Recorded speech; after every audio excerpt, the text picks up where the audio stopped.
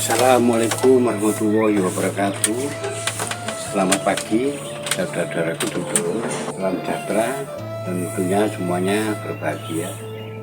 Dulur, seperti biasanya kalau tiap hari ya saya duduk di teras rumah ini ya sambil santai ngopi-ngopi. Monggo dulur kopi ini saudara-saudara. Nah, karena ini setiap hari saya duduk di depan, sedangkan depan rumah ya langsung pemandangan ini.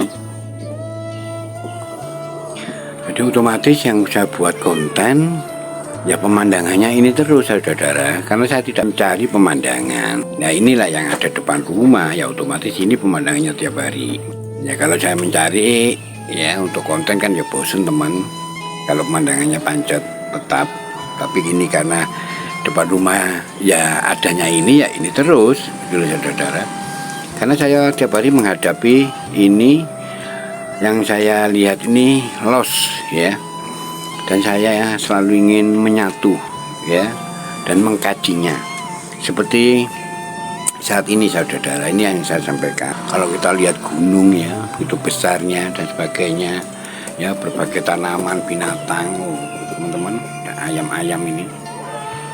Nah, inilah bukti nyata saudara-saudara, kebenaran nyata yang dihadapkan kita, kekuasaan Tuhan, kebesaran Tuhan, keagungannya dan sebagainya. Allah ini kita tuhankan karena Allah tidak ada bandingannya ya. Tuhan tidak ada bandingannya dengan apapun. Begitu dahsyatnya kekuasaannya, begitu dahsyatnya kebesarannya ya. Ya itulah yang namanya Tuhan, yang bisa menciptakan yang tidak bisa diciptakan makhluk ya. Nah, disitulah yang namanya kita menuhankan Tuhan saudara-saudara ya. Kita kukuhkan, kita teguhkan, kita nyatakan kekuasaannya, kebesaran dan sebagainya. Prakteknya ya, kenyataannya di dalam kehidupan sehari-hari, prakteknya, kenyataannya ini ada dua kehidupan yang sudah biasa ditetapkan, diteguhkan, dikukuhkan oleh manusia itu sendiri. Ada dua yang ditetapkan, yaitu kehidupan Tuhan dan kehidupan manusia.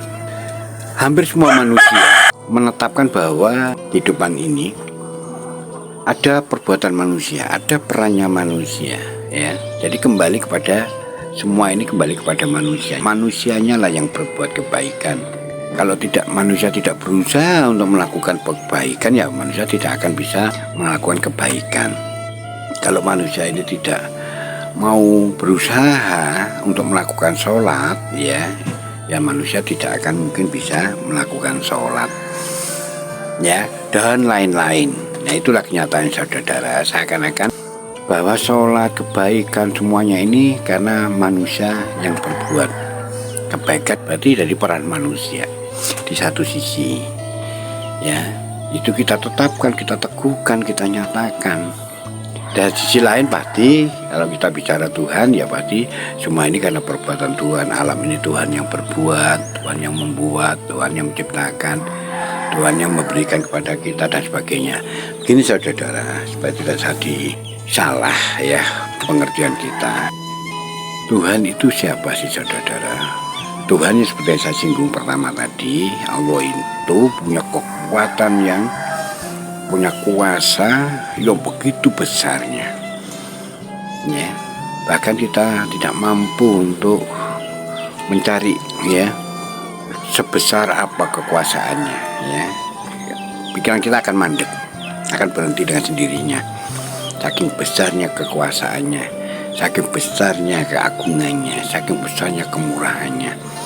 Yang pasti dan yang paling jelas bahwa saking besarnya kekuasaannya, saking besarnya semua kemahannya itu, jadi menyelimuti semua kehidupan ya, menyelimuti, tidak ada yang tidak disentuh, tidak ada yang tidak mengena, tidak ada yang tidak masuk di dalam semua kehidupan, saking besarnya. Nah, disitulah yang saya teguhkan pada saudara-saudara bahwa semua kemahan Allah itu mutlak. Nah, kira-kira kalau semua itu begitu besarnya, begitu dahsyatnya, ya terus mutlak ya, kira-kira ada ada kekuasaan di luar dirinya yang ikut bermain kira-kira? Ada enggak kekuasaan dari yang lain-lain ikut bermain, berhadap-hadapan? Saking besarnya kekuasaan Allah, ya, mengisi, ya, menyentuh, ya, memasuki, menyelimuti semua kehidupan di dunia ini.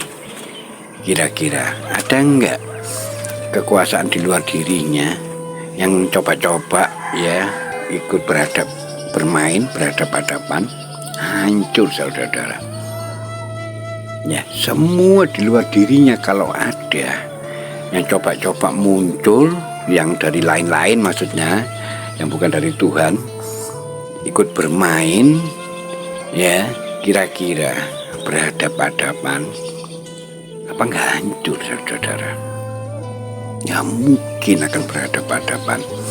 Nah, itulah sebabnya, saudara-saudara, karena Tuhan ini sudah memperhitungkan bahwa kalau ada keinginan di luar dirinya, ada kehendak di luar dirinya, ada kuasa di luar dirinya, coba-coba ikut bermain di dalam kehidupan ini, maka akan hancur. Maka Tuhan sudah memperhitungkan, maka Tuhan meniadakan. Tidak ada keinginan di luar dirinya yang ikut bermain, tidak ada kehendak di luar kehendaknya, tidak ada kekuasaan di luar kekuasaannya, tidak ada keagungan, kebesaran, dan segala kemahannya di luar dirinya. Maka akan hancur. Tuhan memperhitungkan, maka ditiadakan. Semua tidak ada di luar dirinya. Itulah sebabnya, saudara-saudara, ya, mutlak, namanya mutlak. Nah, karena makhluk hidup khususnya manusia ini berhubung, ya, ini saya tekankan, saudara-saudara, berhubung, ya, manusia itu bukan kehidupan yang muncul dari selain Tuhan, manusia itu juga bagian dari ciptaannya, maka terciptanya manusia, diciptakannya manusia.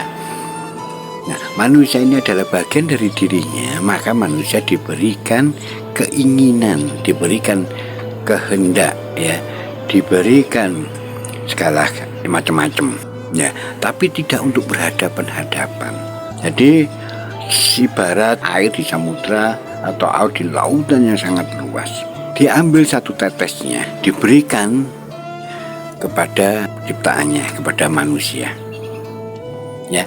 Jadi manusia ini adalah tetesan, satu tetesnya dari air samudra, dari air laut.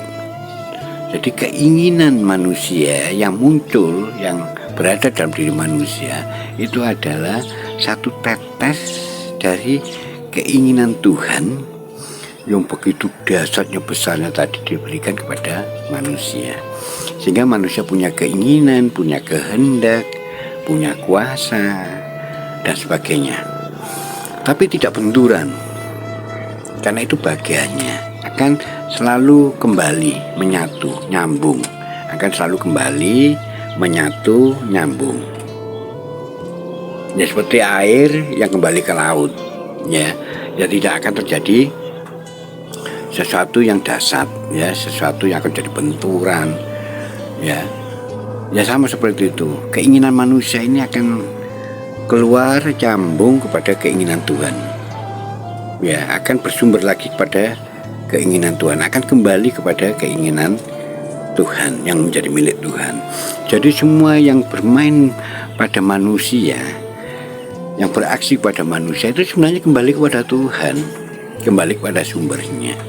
Aksi reaksinya manusia, perbuatan manusia, semua itu kembali kepada Tuhan, nggak akan kemana-mana. Makanya Tuhan itu selalu menyatu kepada manusia, kepada semua ciptaannya. Tapi kalau keinginan, kehendak, semuanya ini ada di luar diri Tuhan, yang coba-coba memainkan dalam wilayah kekuasaannya, dalam wilayah kehendaknya, keagungannya, hancur, saudara-saudara. Itulah, saudara-saudara, yang saya sampaikan, seakan-akan manusia ini punya keinginan, seakan-akan manusia punya kehendak, seakan-akan manusia yang menentukan baik dan buruknya. Tidak ada, saudara, kesempatan dari makhluk apapun ya di luar dirinya, di luar Tuhan. Ya, dan tidak ada yang bisa muncul kehidupan di luar Tuhan. Semua karena Tuhan semua. Itulah saudara-saudara yang saya sampaikan.